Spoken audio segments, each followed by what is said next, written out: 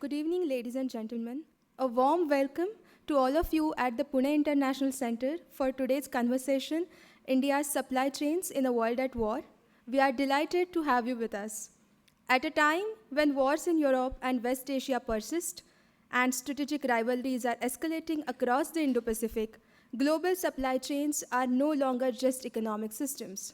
They are tools of statecraft. Once built for efficiency, they are now being reshaped by conflict, sanctions, technological competition, and security concerns. In this fragmented global landscape, supply chains sit at the heart of economic resilience and national strategy.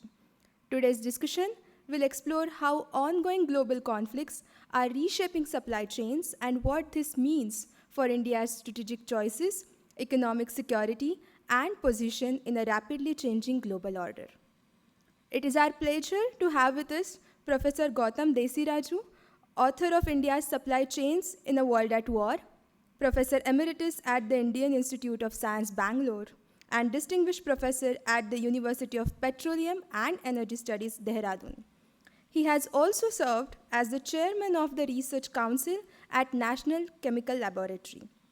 While his primary research lies in chemistry, Professor Desiraju has also made significant contributions to broader intellectual debates through his writings on India's constitutional history and civilizational identity, including Bharat, India 2.0, and Delimitation and States Reorganization. In addition to India's supply chains in a world at war, his work on scientific research and governance includes Fixing Science in India, a socio-economic prescription, and India, Science, Politics, and Geostrategy. Joining him in conversation is Ambassador Gautam Bambawale, Convenor, Asia Economic Dialogue, former Ambassador of India to China and Bhutan, and former High Commissioner to Pakistan, along with Ms. Koena Lahiri, Policy Research Associate, Pune International Centre. Due to unavoidable circumstances, Dr. Vidya Ravdekar will not be able to join us for today's discussion, and we appreciate your understanding. Before we begin, a few housekeeping notes. Please keep your mobile phones on silent mode throughout the session, and the discussion will be followed by a Q&A session. Ladies and gentlemen, please join me in welcoming Professor Gautam Desiraju, Ambassador Gautam Bambawale, and Ms. Koena Lahiri to the stage. Without further ado, I invite Ambassador Bambawale and Ms. Lahiri to take the conversation forward with Professor Desiraju. The stage is yours. Thank you. Thank you so much, and a very good evening to all of you. Professor Desiraju has recently released this book, which is available outside, of course, which is titled India's Supply Chains in a World at War. And that's why, since the book has already been released, we thought we'll just do a conversation with him on this subject, which, as all of you will agree, is a very important subject, especially in this Trumpian world which we are living in these days and these weeks and these last few months, and where even countries like China are weaponizing every facet of either international trade or international relations. So let me start, Professor Desiraju, and a very warm welcome to Pune. Let me start by asking you, the title of the book is India's Supply Chains in a World at War. So why do you describe it as a world at war? I mean, are we already at war? And, or do you think we are in a cold war which may get into a hot war? So let me ask you that question to start with. Thank you, Ambassador. And I'd like to thank the PIC for having graciously invited me to come and share my thoughts about this supply chains book. It's always been a pleasure to come to Pune, and this visit is no exception, because I have a high regard for the intellectual caliber of people in this city. And this is very important because intellectualism is becoming kind of a scarce commodity in our country today. And it's important that places like PIC are being formed and are enjoying a flourishing existence. In answer to your question, I definitely feel that the world is at war today. We are in World War III. Because I'll read from the very first page. War can be taken as any adversarial interaction in which rivals compete using any and all methods whatsoever, be they be military or otherwise. So, this is kind of a modern restatement of Clausewitz's original statement that war is nothing but a continuation of politics with the admixture of other means. So adversarial relationships become inevitable. And all wars over the course of history have somewhere their roots in the economy of a country. Nobody likes to just go to some other country and start shooting people and losing their young men. So a stage comes in the old days when the only way of resolving these economic disputes was to engage in a regular war. Today what has happened is that many big countries have found that regular wars, in the sense that we have understood them, World War I, World War II, etc., are too expensive to conduct. No country, and by that I mean even the United States, is finding it affordable to have a regular war. Even the US, wherever it was involved, they were more in the nature of limited things. Now what has happened in the last 4 or 5 years is that the economic compulsions of big countries have forced them to indulge in economic warfare. We've got economic war. And that's where supply chains comes in. We also have cultural wars. We have cognitive wars. We have cyber wars, which are being conducted, say, through social media. How to influence the minds of people.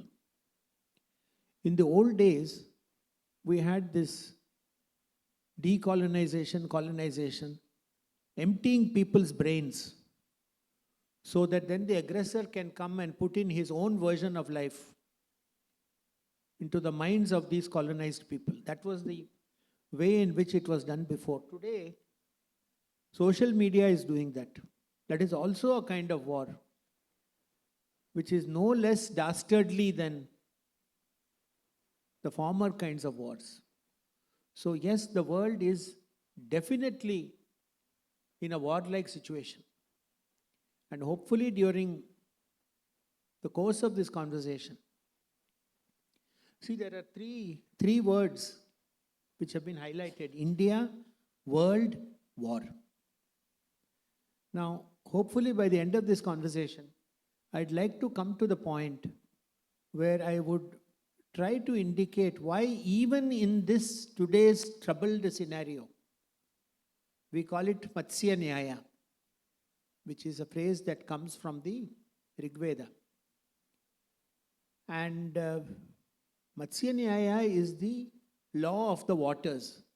The big fish eats the small fish eats the smaller fish. It is an anarchic kind of situation, which has arisen because of the breakdown of the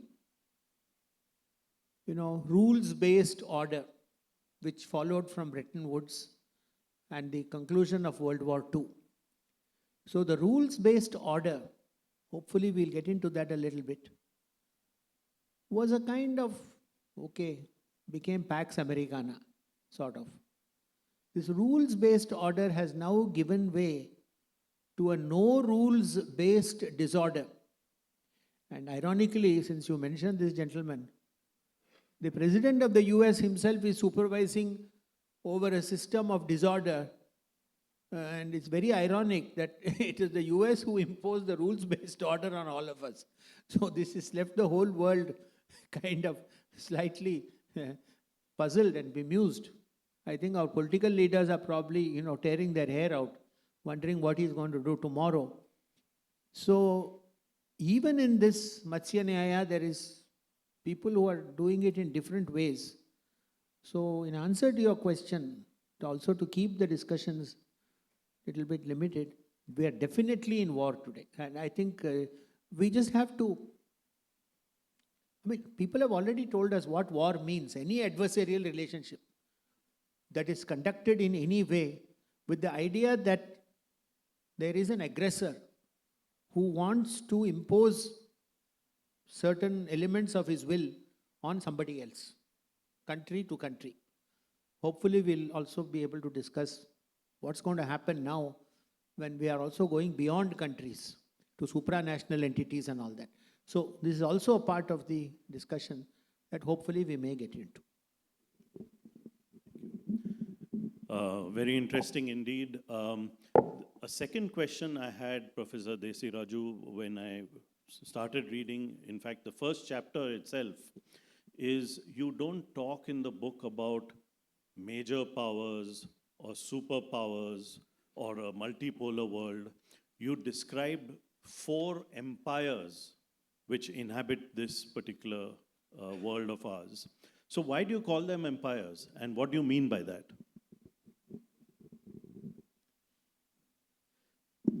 The word empire was deduced or arrived at by us, and by us I mean myself and my young co-author, Dikit Bhattacharya, who is precisely 27 years old. He is a lawyer from Delhi. So a lawyer and a chemist have gotten together to write a book on supply chains, which just goes to tell you that in the new India, I am a part of the new India. I was a part of India also. Now I am part of a new India, which is Bharat. So we are all proud Bharatiyas.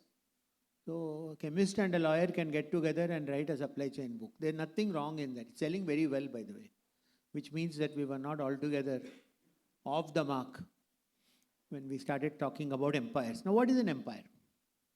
We've seen this word right from the beginning.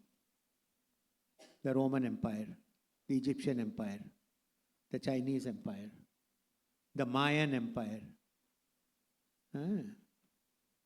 Then coming a little bit down, the Habsburgs. And then the Hohenzollerns, the Ottoman Empire. The famous Sultan Mehmet, 21-year-old fellow. He established an empire that lasted 600 years. So there have been mighty empires in the past. And of course, sadly enough in our context, the British Empire. Today, the American Empire. So when do you start calling? A country is, of course, trivial to define. So they are just simply the political borders as they stand on a particular day. Then there is this concept called nation. A nation is loosely used for many things. Nation, as Dr. Ambedkar said, some group of people who will include others in their group and also exclude others from their group. That is a nation. A nation does not have to correspond to a country. So you can have something called, Maharashtrian nation. It could be all people who speak Marathi all over the world. They feel a strong sense of inclusion. And in a certain context, they may feel they may want to exclude people who cannot speak Marathi. That's all. It's got nothing to do with country at all. It's just a feeling of a vague sense of identity. Now, this nation started becoming congruent with the country in 2 or 3 stages. The 30 Years' War and the Treaty of Westphalia, where finally the church was removed from the state. It happened for entirely different reasons, because the Vatican was interfering in all sorts of situations in Europe. And so the Protestants of Europe decided that enough was enough. In the Treaty of Munster, they brought this concept of a nation state. Now, when it really got ingrained in the minds of people was the 1815 Congress in Vienna, Prince Metternich. So he gave a kind of a solution which was actually, considering the times, remarkably stable. It lasted for a full 100 years. So he kept certain things, he kept things that I would call an empire. The Habsburg Empire still remained. The French Empire still remained. The British Empire still remained. The German Empire was not yet in existence. Then he defined a number of nation states. Now this nation state, there is a congruence of language, culture, religion, everything. So the nation, the idea of a nation is typically European. It doesn't really hold water in too many other parts of the world. So this nation idea became even stronger at the end of World War I. And I believe, this is my personal opinion, World War I was far more important for the future of the world than World War II. World War II was just a continuation of some of the mistakes made in World War I, especially the Treaty of Versailles and all that. So, but World War I really signified the end of European empires. So 4 of them vanished. Ottoman, Hohenzollern, Habsburg, and Romanov. All 4 vanished. There was a 5th one which was left, which was already going to vanish, and that was the British Empire. They were nominally victors of World War I, but the seeds of the end of the British Empire were already there. Now, what is an empire? So now let us take up your question. To define something as an empire, there are 3 conditions, all of which must be satisfied.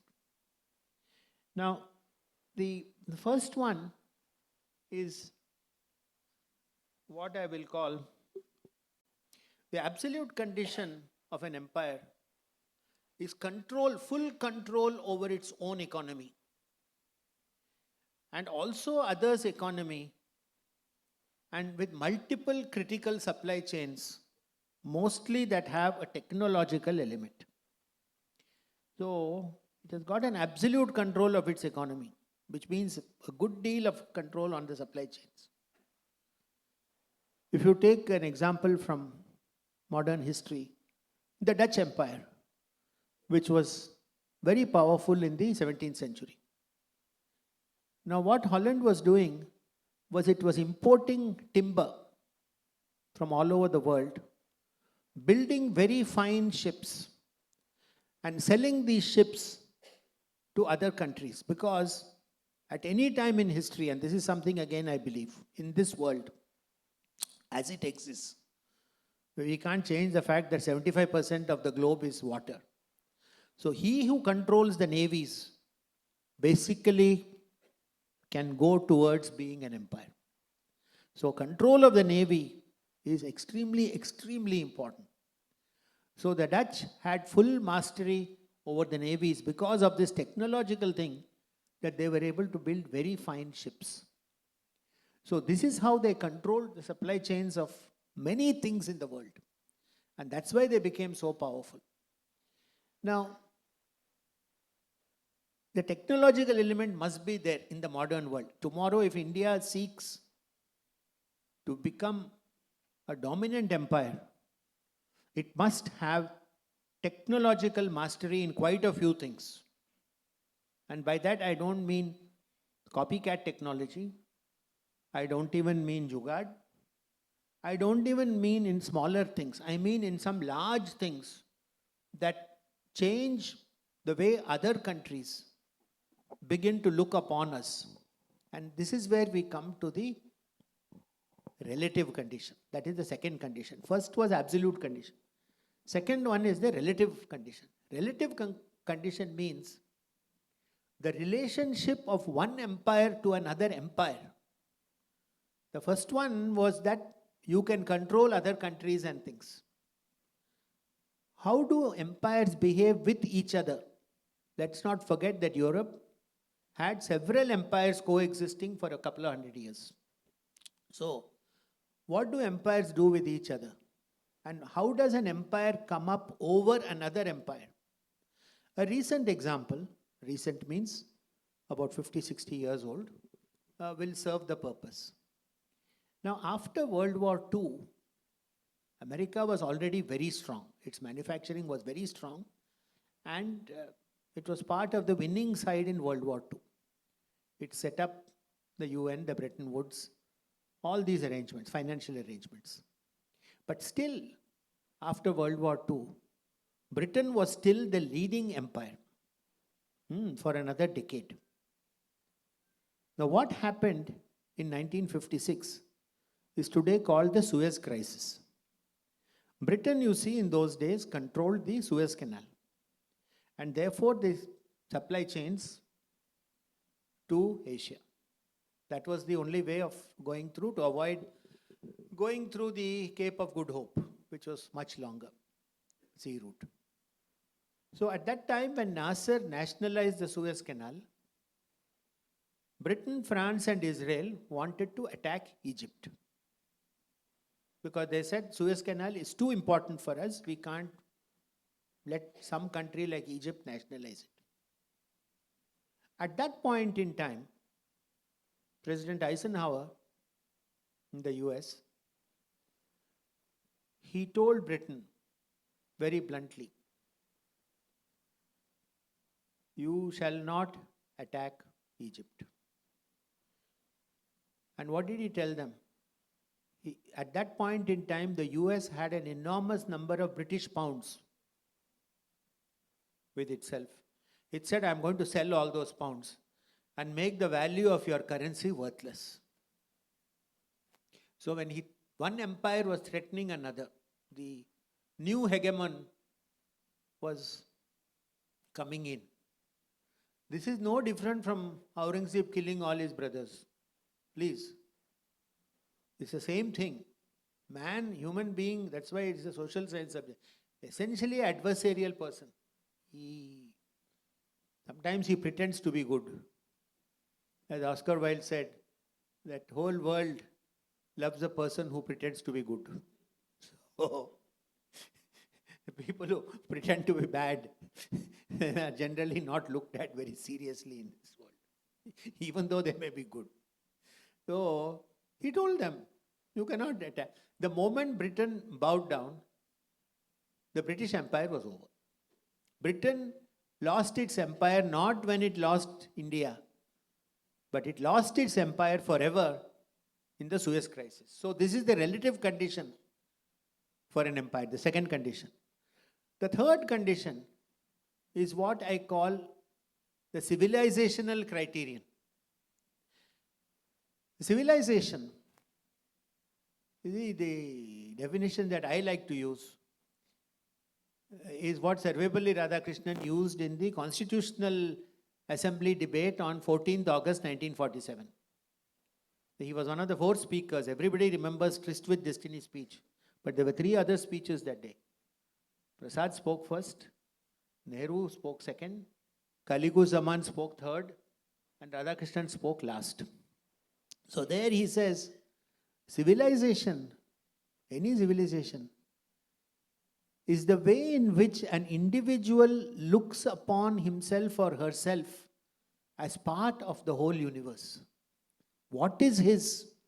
The way in which he emotes or reacts. This small person as part of the huge thing around him.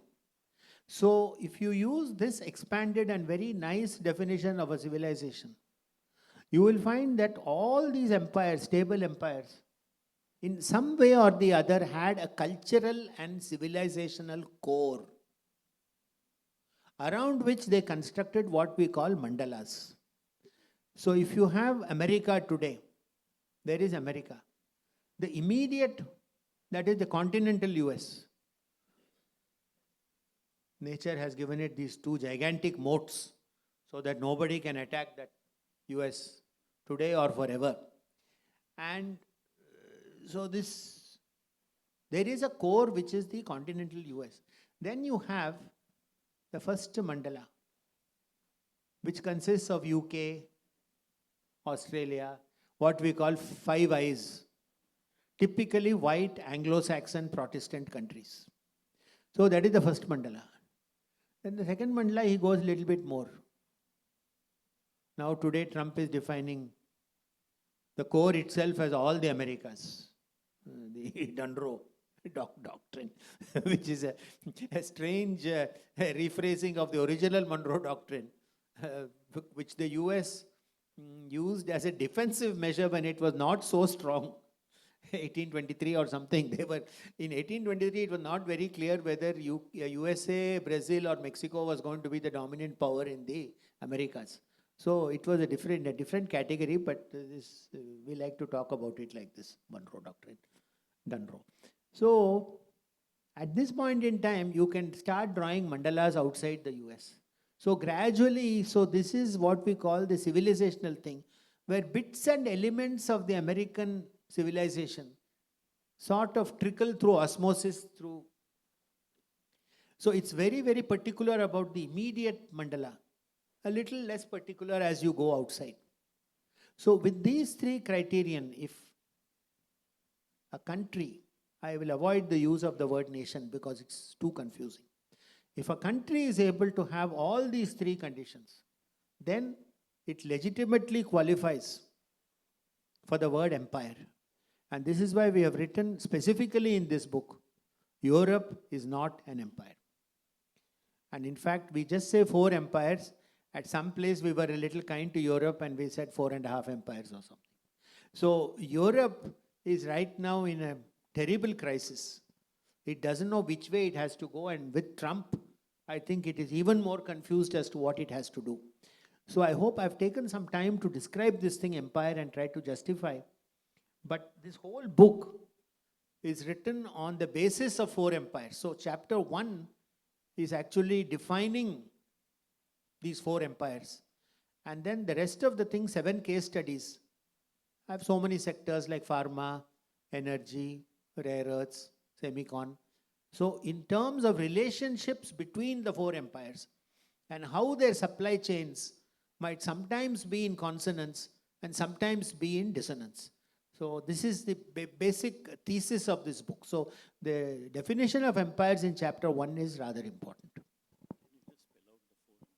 The 4 empires, America, China, Russia, India are the 4 empires. And I feel, let me add a little statement.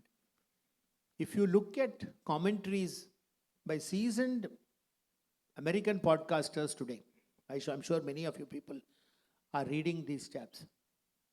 So unless you have really top people like Mersheimer and Sachs, they recognize India. But many of the subsidiary commentators, they will say USA, China, Russia. USA, China, Russia. USA, China, Russia. They never mention India. Never. Considering that we are 3rd or 4th in PPP in the world, and that we are major trading partners of China and America, they don't mention. In fact, even in G20 I noticed, yesterday or day before I was listening, he mentions Brazil, China, and then he mentions Indonesia. Indonesia kahan se aaya? He doesn't want to mention India. Now, as a scientist, I'll say, since I know enough about citation psychology among scientists, this is my original bread and butter. So, and some important fellow deliberately does not cite you. Be sure, ladies and gentlemen, 100% of the time, he is nervous about your science. Once can be mistake, twice can be some coincidence. If a prominent fellow doesn't cite you again and again and again, then he's definitely nervous. And this is where I wish to bring in another aspect.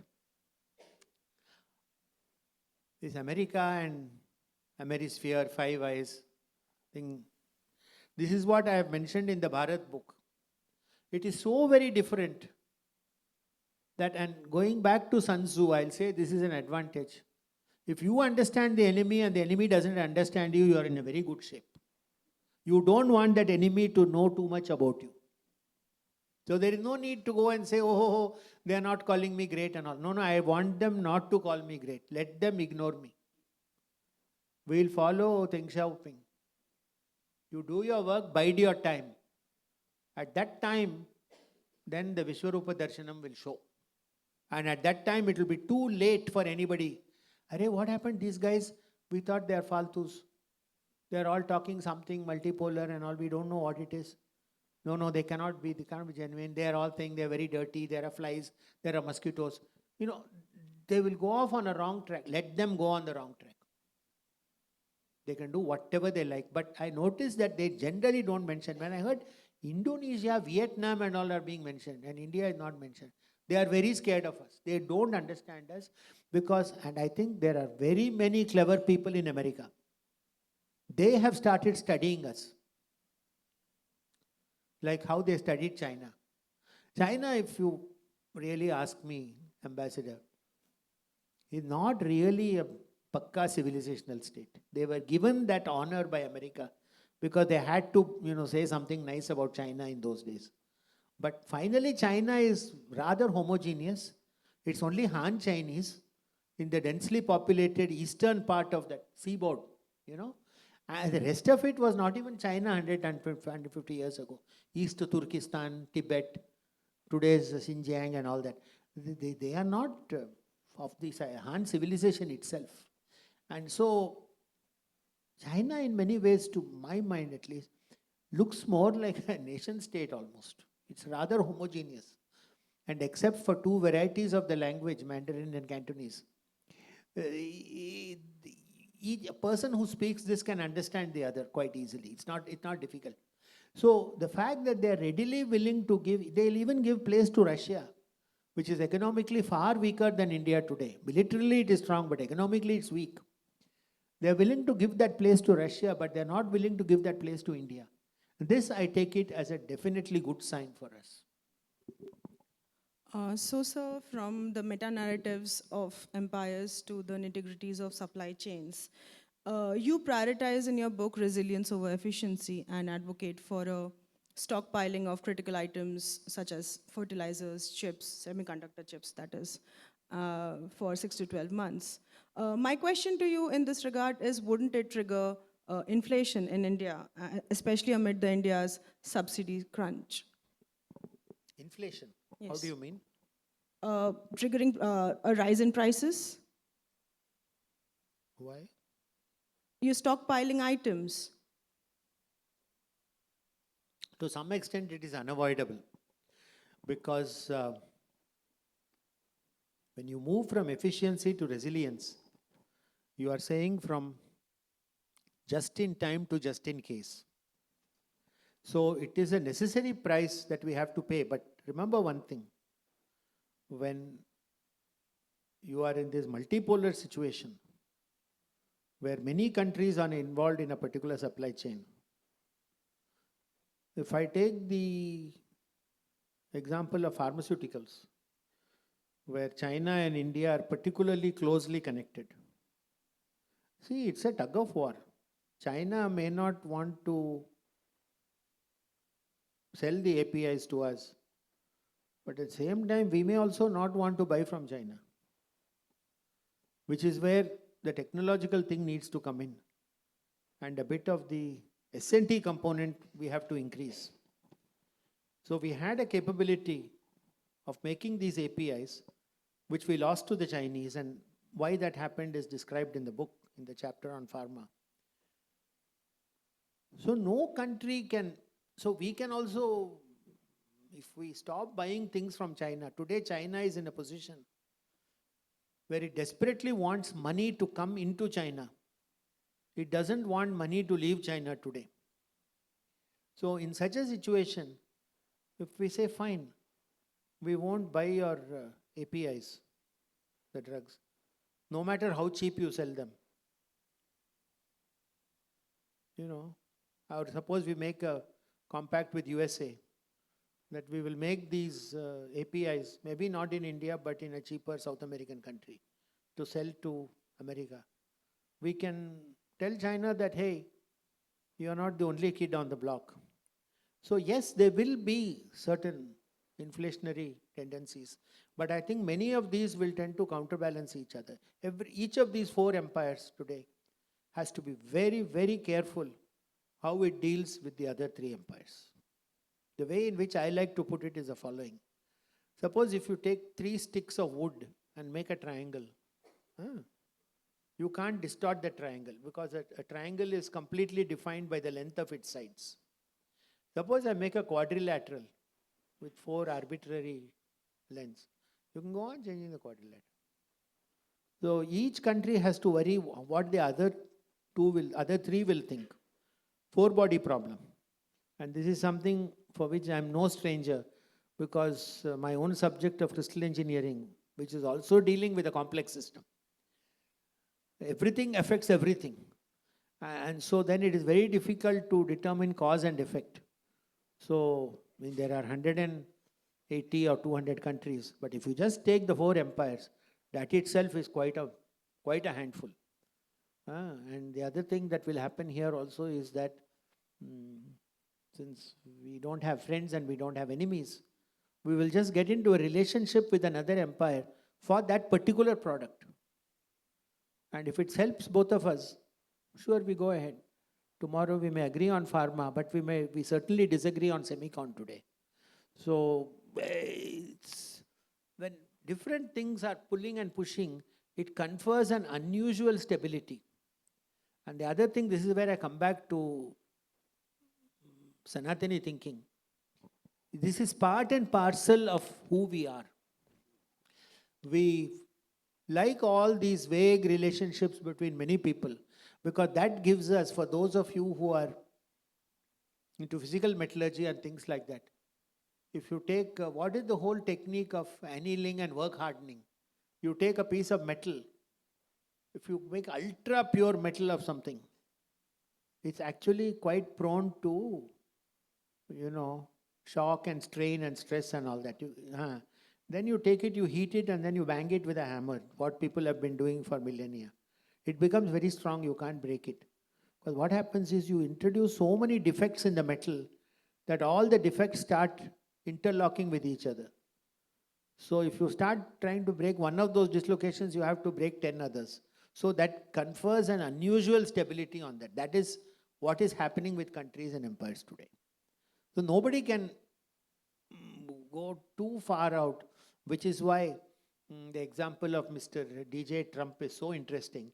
We in fact have an appendix in the book on DJ Trump. And because the subject was so fast moving that after we gave the manuscript to the publisher, we wrote 3 or 4 appendices.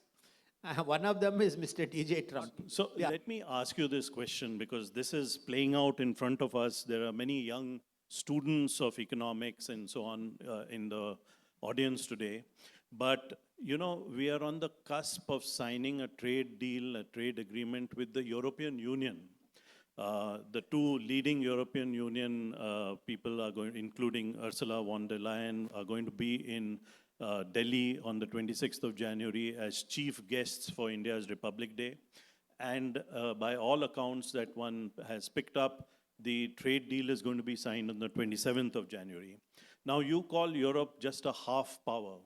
We're also close to Russia in geopolitical terms. So can you describe to us, can you explain to us this, what is the game that India is playing? If you could just talk a little bit about this. And I'm going far away from the remit of your book, Professor Desiraju. I joked with Ambassador that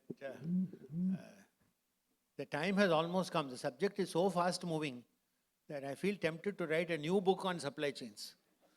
And And by the way, this is an open invitation to any student here.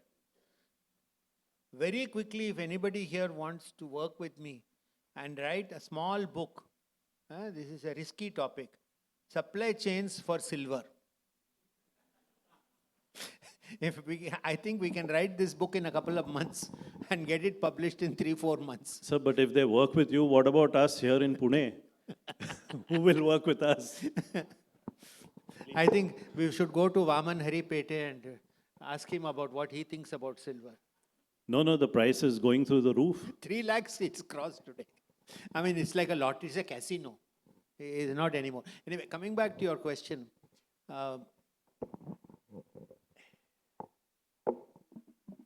You asked about EU. See, this Eurasia is a very powerful concept. I'm sure at least half this audience has read Mackinder's little work on the geographical pivot of history, 1906, which has been the standard work for reference by foreign ministries of various countries over 100 years. So, as a former IFS officer, I'm sure this was all Foreign Affairs 101, what you had to read from the very beginning. Now, Mackinder, we can just modify what he said. He felt that the Eurasian land mass, he felt Europe will gradually, especially Germany he was worried about, would gradually move towards Eurasia. When he wrote this in 1906, he was from Britain. And they were quite anxious about Germany in those days already. So you must look at the background in which Mackinder wrote this. And he said this Russia is a strange, enigmatic beast. We don't know what it is. Of course, Peter the Great had started this great thing about Russia looking towards Europe. And so life went along. And he felt that Eurasia was a place which would again have these mandalas. And India was in the first circle. And he felt that this was a way of cutting down the importance of the British Empire if Russia became too strong. So, this kind of a tension and rivalry was set up by Mackinder's work. And there's a strong feeling there that Britain must already start looking across the Atlantic. And that Britain was not part of the Eurasian landmass. That 40 kilometers of water between Calais and Dover, time and again has separated Britain from Europe. There is no doubt about it. And maybe still continues. So Britain is different. Now, what happened subsequently is slightly different. After World War II and so on, Russia and China had their spat. They came together again. And as an external observer who is not privy to, obviously, to data and facts and information that our MEA has, reading between the lines, I feel that Mr. Putin has played no small role in bringing China and India together as part of this Eurasian landmass. Because China and India need each other too much economically today, whether we like it or not, so that tomorrow something like Taiwan or Tibet or even Hamsaya is not going to be so important. And I am sure Mr. Putin, his visit to Delhi recently, I'm sure they have told them, our leadership, that look, and I'm sure he has also told Xi, that what the hell? You fellows cannot defend a border which is at some 20,000 feet. And in fact, if you read Golwalkar's Bundle of Thoughts, a book that is somewhere out of print, you can't get it also nowadays. He says no two countries have a border at 20,000 feet above sea level. This is stupid and illogical. And both India and China, I'm sure, have been told that it was a line again drawn by the British. British are only famous for drawing lines. They can't do anything. Radcliffe Line, Durand Line, Korea, wherever, West Asia, going on drawing lines in Africa, straight lines also. Nothing. They don't care about the civilizations, the culture of people separated by these lines. That was their way of doing it. So I think now this Eurasia idea has now firmly implanted, because now it has got economic ramifications. Don't forget one thing. I talked about the importance of navies. India, China, and Russia all share land borders. So the importance of the navy for certain things is far, far less. So these three countries, if they decide to have a common minimum program, which they already have, I think, they will not be so dependent on this navy. This is quite another issue, because we've also written in the book that we have neglected our navy in many ways over the years. And I think now they're rapidly trying to make up for that lacuna which we have had in our foreign policy. We've decided, because America also is retreating. It is really retreating. It will not be able to patrol Hormuz, Malacca and all these places, Taiwan. It will not be able to patrol all these things. The moats which protected America before are now imprisoning America, because America doesn't have the money to cross those waters and become world policemen. So you see, the whole complexion here of this Eurasia is changing, and given also this G20 and BRICS, introduction of Africa. So all this is one landmass. So you can see the contours of one big landmass here, and then you have got the Americas. So these will be the two, I would say, I don't want to call it bipolar, but each of these will develop their spheres of security rather than spheres of influence. And this comes back to your question about inflation and all that. The spheres of influence idea is now, even China I don't think is seriously thinking about spheres of influence anymore.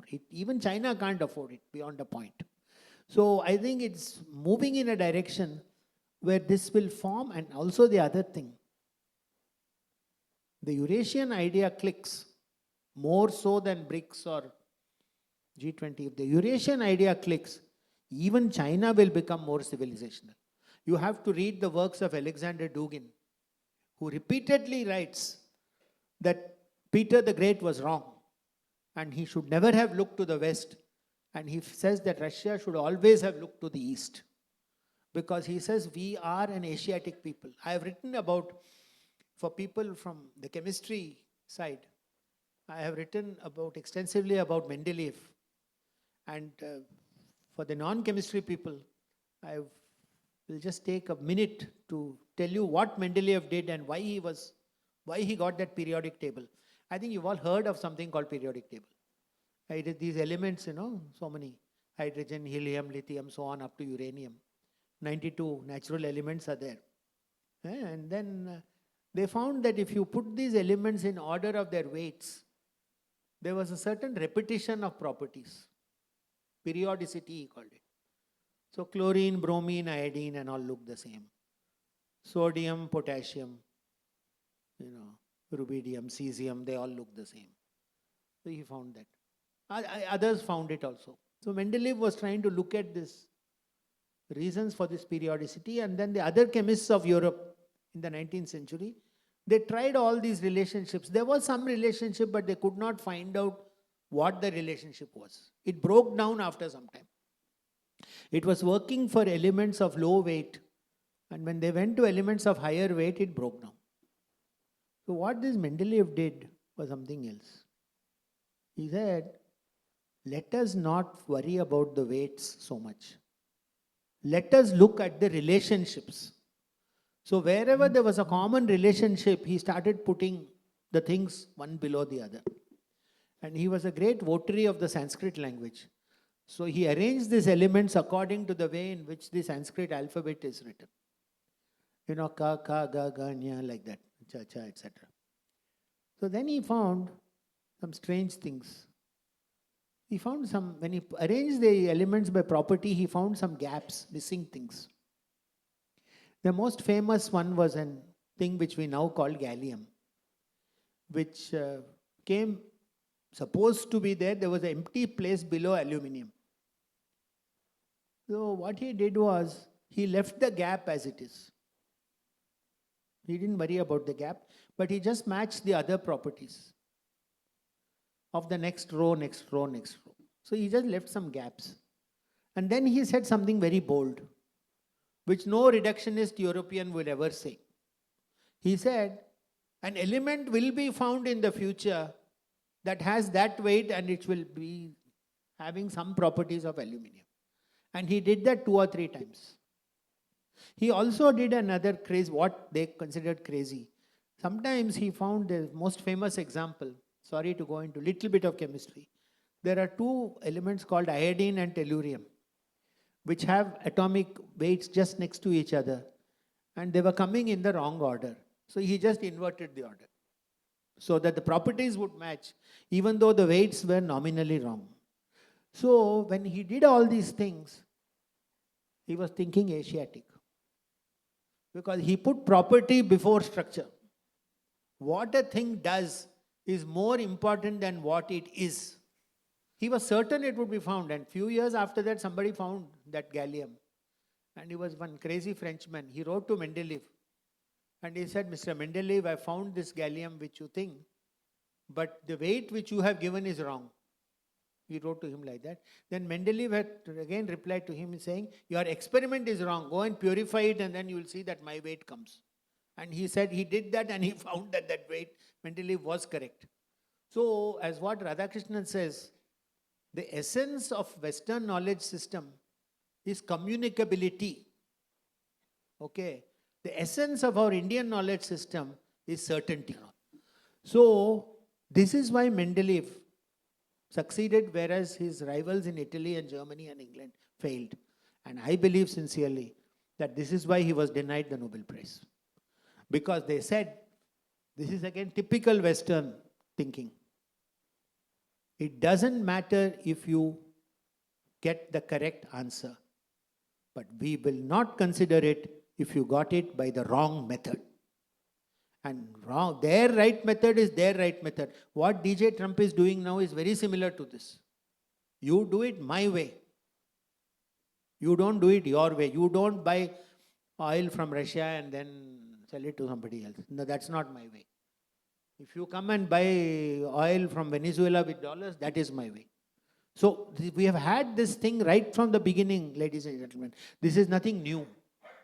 So Mendeleev experienced this in periodic table. We are experiencing it. Mr. Jaishankar and all these people are experiencing it in the conduct of the foreign policy of this country. So I think this is, and as what was said earlier, we should feel proud to do things our way. So in the context of Eurasia, could we spend some time talking about the Wakhan corridor that you have mentioned in the book? You mentioned that it is a good way to bypass the Houthi-infested Red Sea. However, are you considering the Taliban instability when you propose the Wakhan corridor or the proximity of the Chinese CPEC? In that context, how plausible is the Wakhan corridor? And if you could also touch upon our Western neighbor, Pakistan, in that context. And Pakistan was created, if you look up the documents, starting about 1940, Linlithgow and mostly Linlithgow, Wavell, Churchill, they did not want, they felt that an undivided India, especially with the leftist leanings of the Congress leadership, they would not be able to control. So they wanted something smaller. In those days, Russia, Soviet Union was very important adversary. So they wanted something in the northwest part of the undivided India. The immediate provocation was that they felt that the Soviets would take uranium, which was found in Tibet, and take it across the overland route into Kazakhstan, which is where they were doing all that things. So actually they wanted Gilgit very badly. Gilgit was their original aim. They wanted control of that. And in the process of wanting Gilgit, they coveted that whole area, which includes the Wakhan corridor. Afghanistan is only a buffer. I mean, British Empire and the French empires and also Russian Empire had buffers. Tibet, Nepal, Afghanistan, this side Thailand. You know, big empires need little, room. That's another thing that differentiates an empire from a country. Soft borders. You don't want hard borders, and two empires generally don't like to touch each other. So you need that little gray area, and our Northwest is admirable for that. The old Silk routes and the traders and people coming all the way from Istanbul to up to Shanghai. So they were crossing all that area, kya passport, kya visa, nothing. They're still comfortable with that old kind of life. So now if you come back to it, they wanted Gilgit. Therefore, they coveted KP, what is today KP. And we have written some articles on Chitral, two of them in Organizer. Chitral, by the way, is legally a part of India today. We have not claimed it, but the last time a reference was made to Chitral was 1965 in the Lok Sabha, ironically by Krishna Menon, who said that it was an integral part of India, and because it is part of undivided India Hari Singh domain. So in the book on delimitation, we have shown Chitral also as a part of India. So I think the Afghans or Taliban or whatever they are not hostile to India right now. We are dealing with them, we are talking with them. That fellow came and stayed in Delhi for a week or something. So I mean, these are not ordinary events. And so when this chap comes here and then he sits as a guest of our EAM and he addresses all kinds of meetings and so on. So clearly something is going on. And also the matter of Indus River itself, the whole thing is silting up, and before long they're going to have serious water problems. And the Indus Sindhu belongs to 3 countries. It belongs to, 20% of the Indus water comes from Afghanistan side. It's not a small proportion. So if India and Afghanistan come to an agreement on Sindhu, then what do you think will happen? That's the obvious thing for them to do. And again, Ambassador will probably know much more insights about the mentality of those people, having served in that place. So talking about Pakistan, I have written many, many essays out of at least a half a dozen. We are writing another one tomorrow on what's going to happen to Pakistan in the light of this present USA, Trump and all that. Because Pakistan is not required anymore by anybody. It is not required by the US, it's not required by China. And they probably will throw it under the bus one of these days. It depends on, exactly what Trump wants at that minute. So let me ask you one question, and maybe we should also give adequate time to our audience to raise questions. I think Professor Desiraju has spoken very frankly and has been provocative enough to have any number of questions from the floor. But you described the international system, like all realists do, as being anarchic. And in an anarchic system, what is best for any empire or country or nation or whatever you want to call it is to strengthen itself so that it can protect itself. What should India be doing to strengthen itself? Can you also throw light on some, if not all, of the supply chains you have spoken of in the book? I personally, and I'm sure, hope the audience too, would be interested in listening to your views on the semiconductor supply chain. But if you could talk a little bit about that aspect of the book, Professor Desiraju. Thank you, Ambassador. In the interest of time, let me just give you a one-sentence summary on where India stands in the 7 sectors we have described. Semiconductor, we have to stay below the US radar. So whatever we do, it has to be at 65 nanometer level and at the very best 28. all this talk about, some 8 nanometer, all bluff. We can't do it. We don't have the capability of doing it also. So, and we are good at design, but we are very poor at manufacturing. So we have to move there, and not with some boys sitting in Bangalore offices and punching like mad. That's not the answer. Heavy metal, rare earths. We have a lot of rare earths. Any country with a large area has a lot of rare earths. Rare earths are not rare. They were rare at the time they were discovered in the late 18th century, Sweden. They are not rare at all. Cerium is the 24th most common metal in the Earth's crust. Cerium is more common than tin, lead, so many things. So they are not rare at all. We just don't know where they are. Any country with a large area, Australia, Canada, USA, China, Russia, South Africa, all the BRICS countries, some of them, will have a lot of rare earths. But we don't know where they are. That's because of an unfortunate thing which we have written about in the book. That because of that monazite beach with thorium in Kerala, which contains also cerium oxide. So everything in that beach came under the purview of DAE. So anything to do with rare earths, it goes to DAE. And today the degree of ignorance is so high that even some manganese, cobalt, lithium, they're all called rare earths. I joke sometimes. Before long, government will define iron and aluminium as a rare earth. So a little bit, we scientists also have to tell these chaps. But rare earths we can do. In fact, what we have recommended in this book is 17 is too many. Purists will say that there are only 14 rare earths and the other 3 are honorary members. Lanthanum, scandium and yttrium. Honorary members. Okay, chalo, we'll take 17 or 14, whatever you want.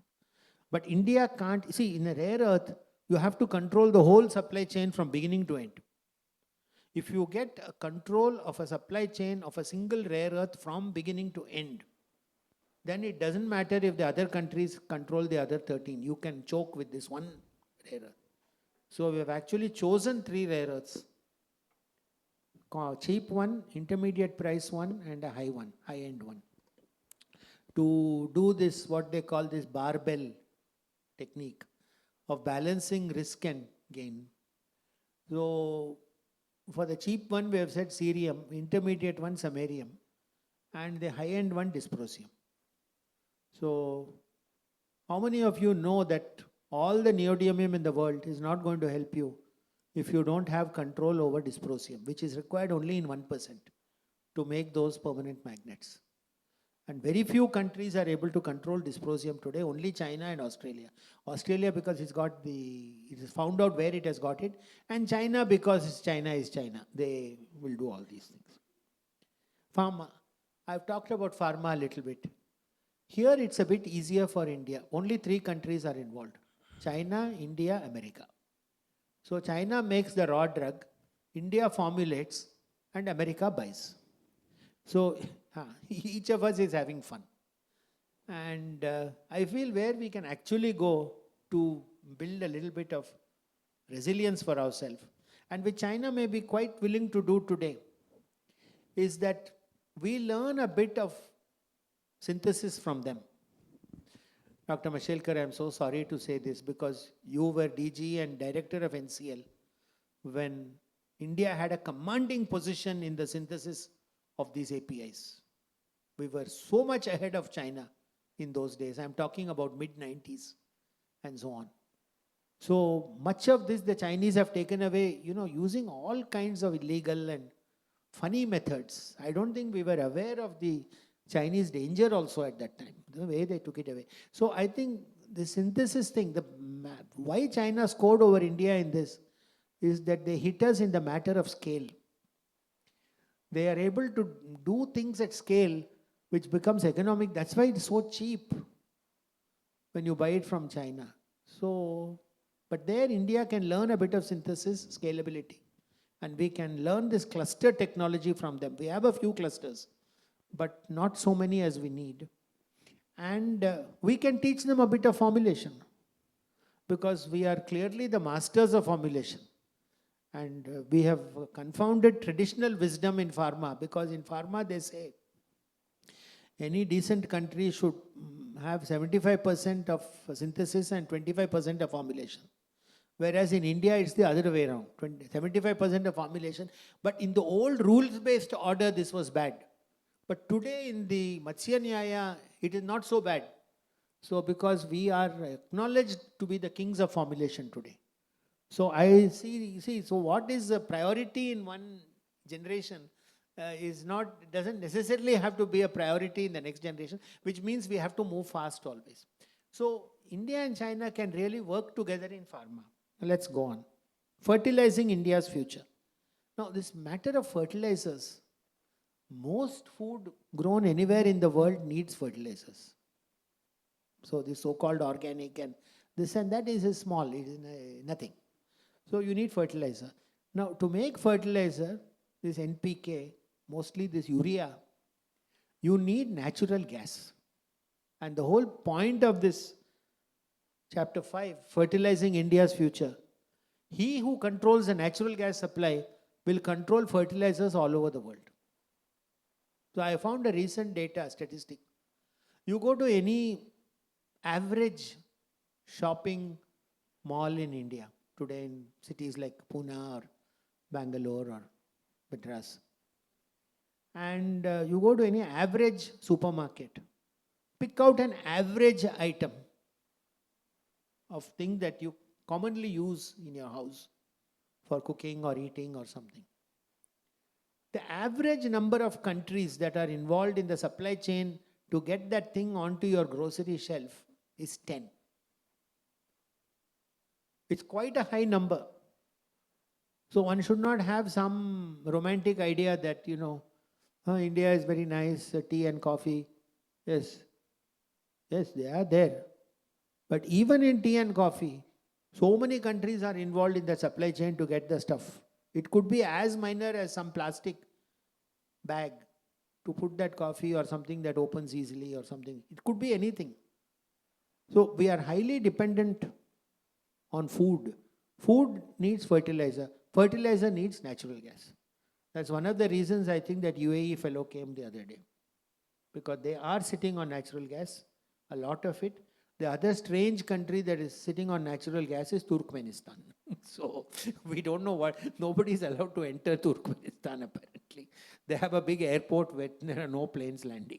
So I don't know, maybe you probably know more about Turkmenistan than I do or anybody else in the audience. So then energy. Energy, what can I say? It's vital. In the old days, every time we require energy to do anything, so, okay, permanent magnet, solar energy.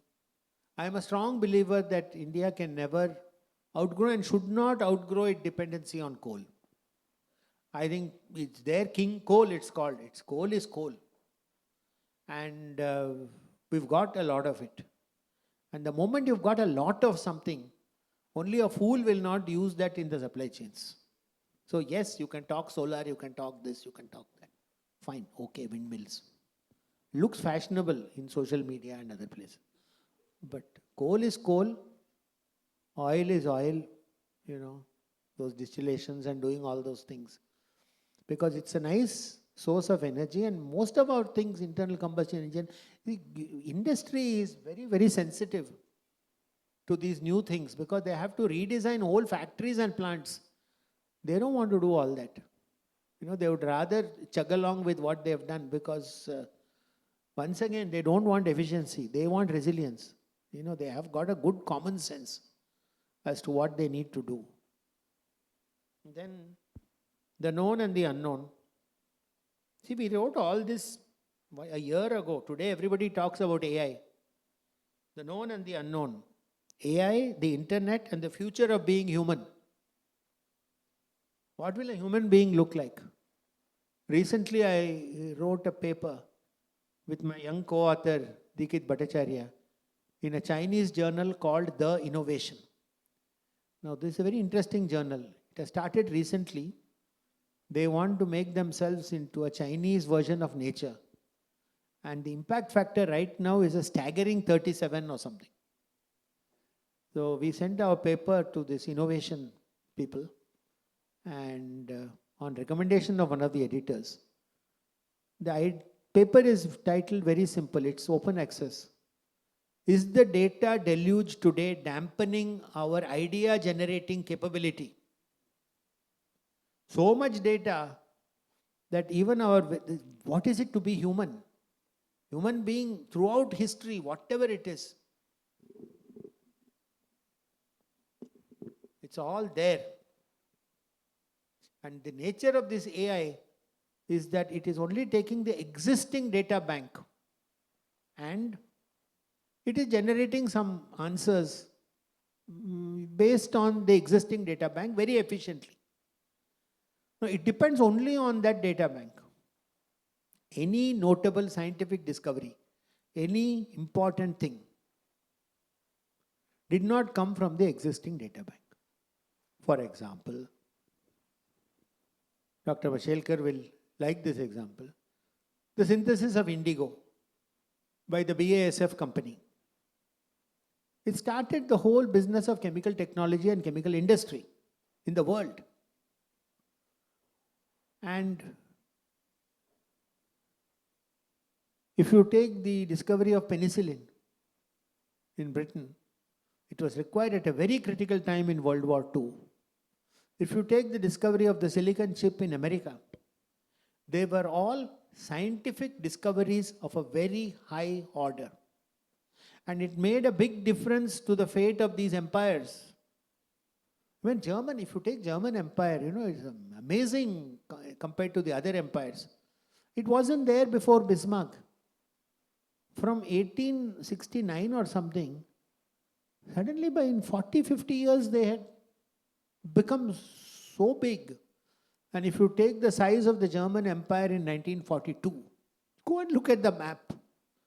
They had almost the whole of Europe except Portugal and UK. And in fact, I'm reminded, see, I'm wandering a little bit, but we like to tell stories. I believe de Gaulle was once taken to Stalingrad many years afterwards. You may know this story. And he was shown all these things and the Soviets were very pleased. And he put a wreath and all in those places. And then I believe he just muttered, "Great people." So the Soviets were very pleased. We're happy that. He said, no, I didn't mean you at all. I was talking about the Germans. He said to manage a supply chain 3,000 miles from their capital and nearly take it. He said there is something in that place which needs to be noted. So Germany in 30, 40, 50 years they came to that position. So coming back to this whole idea of known and unknown, being human, the Chinese fellows, they took this paper, it went to 7 referees. 6 referees accepted it fully. And then they sent it to a 7th who again made so many comments. And the article is only 1600 words. So this tells you, when they adhere to quality, this is what we should be doing in Bharat. We should have an Indian journal that is having an impact factor of 37. How did the Chinese do it in just 30 years? We've had 70 years at this game. We are no less intelligent. I have visited 30, 40 countries in the world. I feel our intellect is higher than many, many countries. I have no doubt about that. There's no lack of intelligent and imaginative people. We are highly imaginative. And nowadays, we also are not getting so scared. I think we'll leave AI at that. The last one is called Star Wars, extraterrestrial supply chains. So this is the way of the future. Where do we go? How do we manage? One interesting thing I'll tell you about rare earths. Since the quantity and quality of rare earths in any country is dependent on certain geological events that happened in the cooling of the planet before its whole thing started solidifying, the final geological events decided the composition of the rare earth. Because the gravity on moon is 1/6 that of the gravity of the earth, it is entirely possible that the composition of the rare earths on the moon surface is different from that on the Earth's surface. And so if we have a way, again, supply chains, of getting that stuff over from the moon to the Earth, which may be possible in 30 years from now, then we may still continue to use these rare earths, because right now many of the rare earths are running out. Or maybe something like dysprosium, which is so rare on the Earth, maybe it is very common on the moon. We don't know. We don't know. But I think this is where we scientists also have a role to play in being able to tell people in foreign policy and public policy and things like that, that there is a real role for serious scientists, not all this junk who talks on Twitter and all that. You know, there's more confusing. Signal to noise, it's all noise, no signal. So I think we need serious scientists, and we need people from the MEA and others to at least talk to scientists. One thing I will say, I've said again and again and again. An expert who gives advice to the government should not care whether that advice is taken or not. Because they have to operate on different ground rules. Their dharma is different from my dharma. I've got to tell what I feel. If somebody tells me that lithium is a rare earth, I have to tell him, no, you're wrong.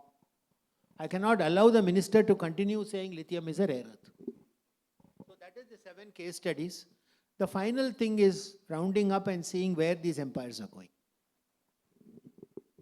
So we'll take questions from the floor. Because of the paucity of time, please be precise in your questions.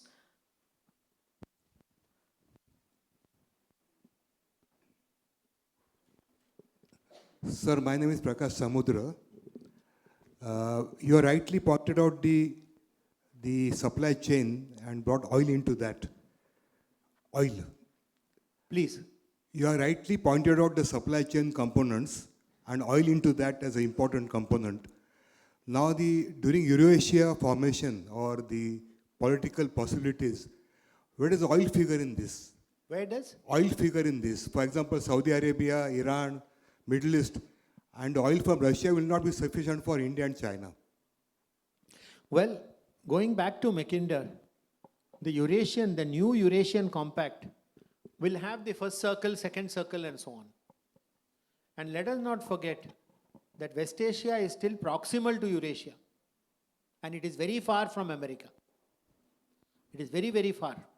So in the inability of the US, and the other thing we didn't have time to get into, probably we don't have time for this, is also since many rich people in America are moving their money out of America. With the de-dollarization, there's going to be an influx of dollars into America, because everybody will want to dump dollars. And to quote from Dr. Mashelkar's excellent book on more from less for more, you know, the first option which he gives there, it is disastrous option, MML, more from more for less. That is what America is doing now. It's moving all its money into hedge funds, money market funds. They are doing exactly the mistake that the Dutch made in the 18th century. From becoming an empire, they became a financial center. And then they started just in the business of money. They stopped manufacture. And they started making money out of money. And the reasons for the downfall of the Dutch Empire, if you read that closely, what Trump is doing now is very, very close to that. So what will happen is Amsterdam, which was the most powerful place in the world, today is just a museum. You can go and see Night Watch, you can see Vermeer's Lady in Blue, and you can go and see sunflowers if you walk 500 meters and go to the other museum. It has just become a sightseeing place. At the rate at which Trump is going, I will predict, Trump Tower, New Jersey, you know, Harrah's, Las Vegas, Chicago, a beautiful place, Chicago. People will go and see the Art Institute. You will see the pointillist paintings of Pissarro and all these fellows. So you will go there for sightseeing and tourism. What America is doing is, till now, it was making the rest of the world pay for its inflation. Now it will have to start paying for its own inflation. And the other two alternatives for America are very bleak. The first is to say that we can't pay our debts anymore. If they do that, then the whole world will collapse. They can't do that. Second is to tell that we will follow austerity. We will live on just onions and green chilies. They can't do that. They have to start sacking employees, and no political party can do that and win an election. So the only third thing they can do is to drive up the inflation. That's all. And traditionally, countries in the past, when they are declining, they tend to let the inflation go up. And they're hoping that the dollar will become so useless that it doesn't matter. Then the debt, as I said, will automatically, today 35 trillion, it will become effectively some 17 trillion debt, something like that. So the Eurasian Compact, and in this light, your specific question about oil, they are so close to us. This Saudi also knows it's running out of oil. Many of the things they are doing now, including this hasty arrangement with our Pakistan, all because of this. They know that in the end, UAE may overtake them. So Saudi versus UAE is a nice tension, which maybe Modi ji is exploiting right now. We don't know, because we are all from outside. We don't know what's happening inside. But clearly Saudi has stopped giving subsidies to its own citizens. That is something that has happened recently. They've said that we're not just going to give you money for doing nothing, which is what they were doing till now. So West Asia, partly it has been overestimated. They need somebody to sell the oil to, no? And China was very clever. It is buying oil from Saudi. It is getting payment in yuan. And then immediately Saudi can take the yuan and exchange it for gold in Shanghai. So actually China is paying for its oil with gold, which is why China, India, Russia are accumulating so much gold and silver today. Because they are coming to a stage, this again comes to BRICS. So if you have a consolidated BRICS currency which is gold backed, we've written an article in Organizer, and I keep thinking, because I think dharmic quite a lot. Hiranyavarnam harinim suvarna rajatastrajam. This beautiful Sri Suktam mentions both gold and silver in the very first line.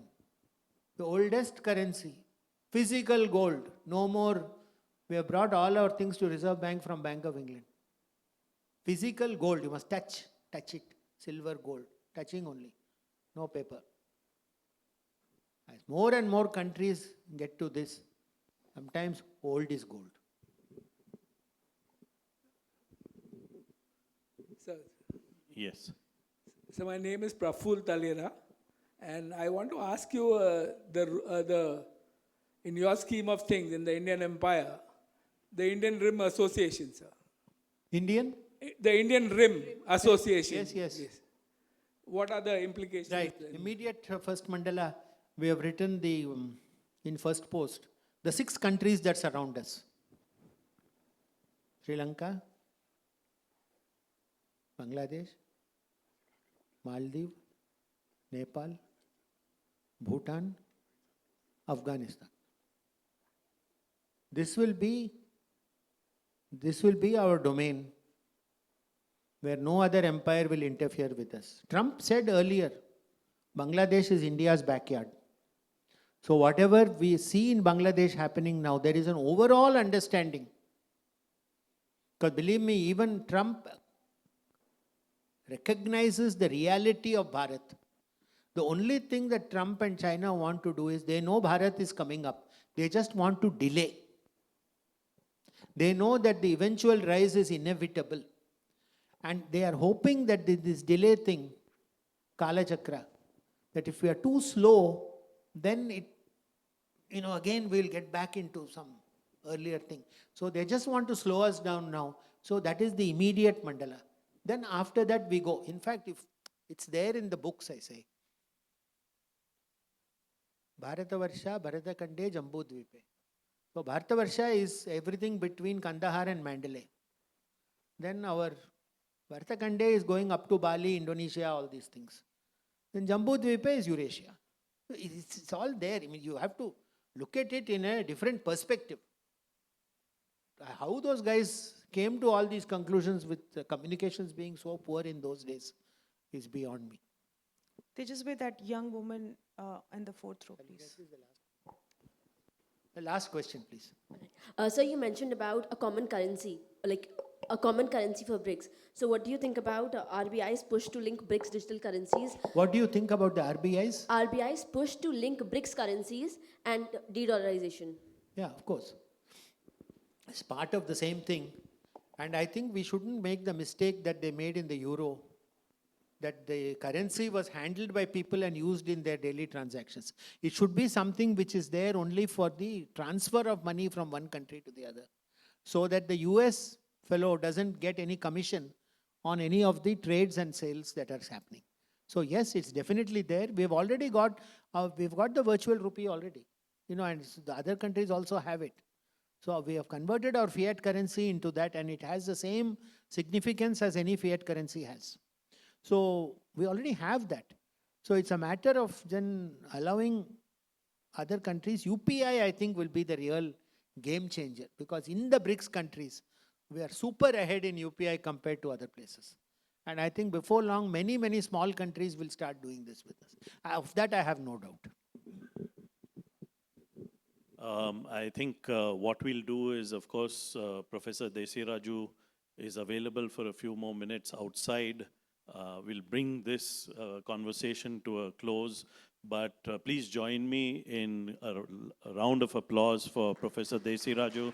Thank you for being with us this evening, and we look forward to have you sometime again in the future. This is not a mini book, but it's a notepad that I've made. Oh, I see. So you can write your new books in these. Thank you so much for I have these one for notepads. Bharat myself, so. Thank you. And thank you for being with us, Professor Desiraju, this evening. Thank you very much. So, we'll now take a moment to felicitate the author, Professor Gautam Desiraju. May I now request Dr. Raghunath Mashelkar, President, Pune International Centre, to felicitate Professor Desiraju.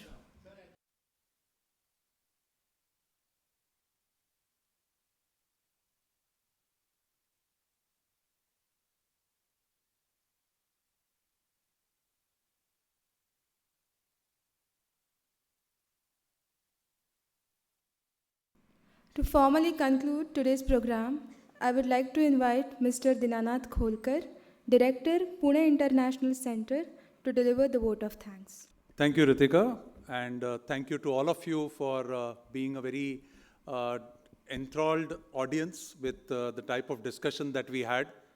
Clearly, Professor Desiraju has set the stage for Asia Economic Dialogue. As he rightly said, war is all linked to economics, and the fact that we are having the Asia Economic Dialogue coming up just in a few weeks, this has been a fantastic prelude, sir. So thank you, sir, for being here and enlightening us. There were some amazing lessons. I was making notes. Obviously, I would be going through the book and understand every aspect, but definitely on semiconductors, on rare earths, on pharma, a lot of interesting things, and many of these are actually themes for the Asia Economic Dialogue. So semiconductor is a panel that I am myself chairing. So again, a very good set for us to look at. Many of the students who have joined us, thank you for being here. Dr. Mashelkar, thank you for gracing the occasion. Gautam and Koena, thank you for organizing this and having a wonderful dialogue. To all the folks at PIC who have been organizing these events on a regular basis, and Ritika, thank you for being the host for today. And again, we look forward to having many more such discussions. Again, thank you, Dr. Desiraju, again for gracing this occasion for us. Thank you all.